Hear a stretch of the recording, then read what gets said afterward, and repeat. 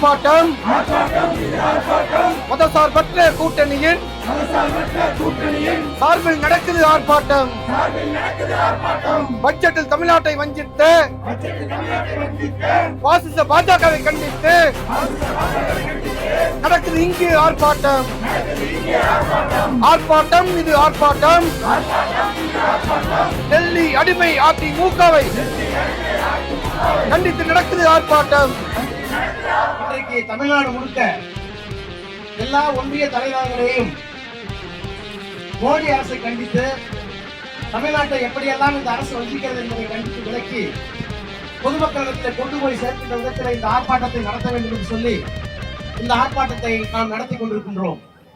மாறாமல் மண் மீது ஒன்றேனும் இல்லை பாரடா, போராட எண்ணாமல் மண்ணாவதென்ன கூறடா, வாழாமல் தன்னாலே செத்தோ